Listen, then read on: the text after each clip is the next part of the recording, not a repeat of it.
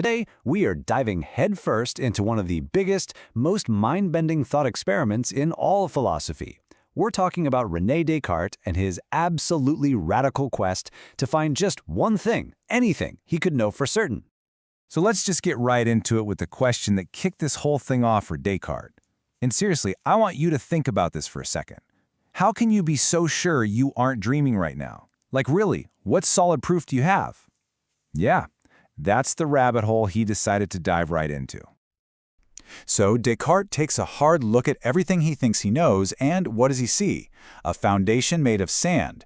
He realized that if he wanted to find real, solid truth, he couldn't just, patch a few holes here and there. Nope, he had to take a wrecking ball to the whole building of his beliefs. And you got to understand, this wasn't just some afternoon thought puzzle for him. This was a mission. He wasn't just trying to doubt a couple of things he heard somewhere. He was talking about a total, complete demolition of everything he ever believed, all in the hope of finding one single thing, one foundation that couldn't be shaken.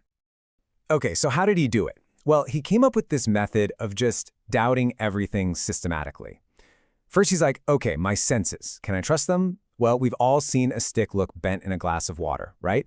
So, nope, can't trust them 100%. Then he levels up with the dream argument.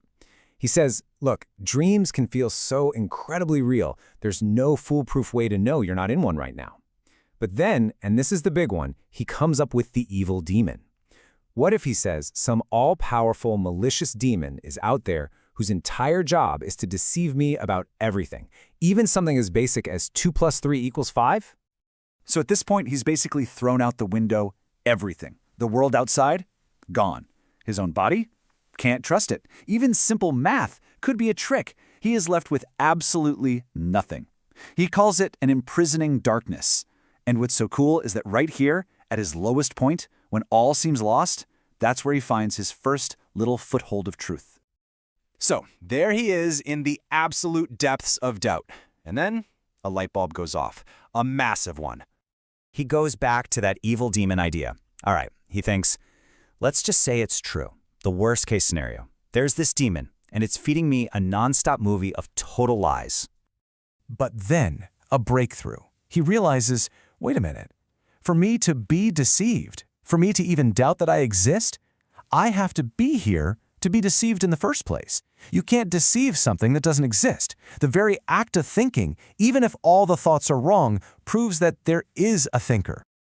And boom, there it is. That is the bedrock. This is the world-famous Cogito. You've probably heard it as Cogito ergo sum, or I think, therefore I am. This is it, the one thing, the one solid, unshakable truth that even an all-powerful evil demon can't touch. Okay, great. But what is this I that he's so sure about? Well, he figures it can't be his body. He's still doubting the whole physical world, remember? So what's left? At its very essence, he concludes, this I is a mind, a thinking thing. And for him, thinking is the whole shebang. It's doubting, understanding, agreeing, disagreeing, wanting, imagining, all of it. All right, so progress. He knows he exists as a thinking thing, but that's it. That's all he's got. For all he knows, that evil demon is still out there, messing with him about literally everything else. The sky, the trees, even 2 + 2. He's stuck. He needs a bridge back to reality. He needs a guarantee. So to get out of this mess, he turns his attention inward again, this time looking at the ideas in his mind. He looks at his idea of himself. He's limited, he's flawed, he doubts things, he's imperfect. But then he finds this other idea in his head, an idea of a being that is infinite, perfect, all-knowing, the idea of God. And he has to ask himself, where in the world did that idea come from? And he uses this really interesting principle.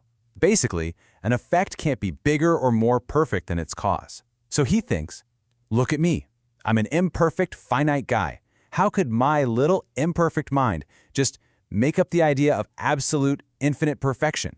It just doesn't compute. He concludes that the idea of a perfect being couldn't have come from him. It must have been put there by an actually perfect being. And that perfect being is God.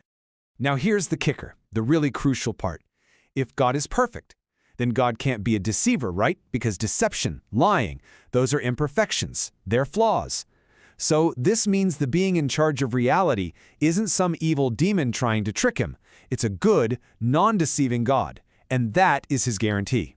That's his ticket to trusting his own clear and distinct thoughts again.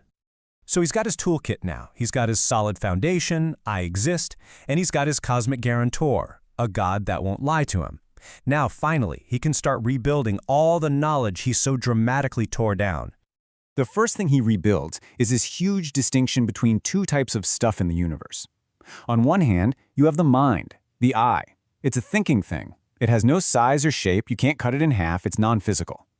Then on the other hand, you have the body. It's an unthinking thing. It has size and shape, it's extended into space, and you can divide it. For Descartes, these two are fundamentally completely different kinds of substance. So with God backing him up, Descartes can finally start trusting his senses again, at least when his perceptions are clear and distinct.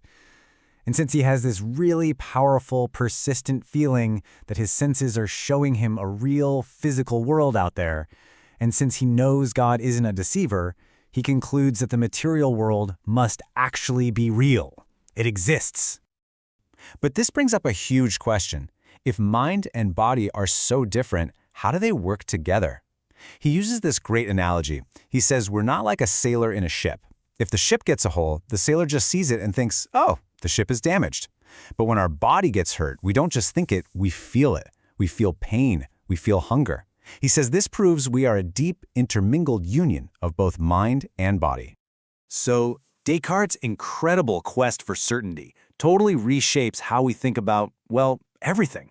Knowledge, reality, ourselves, and he leaves us with this massive, kind of personal question to chew on. If the real you, your essential self, is not your body, but a thinking mind, then what exactly are you?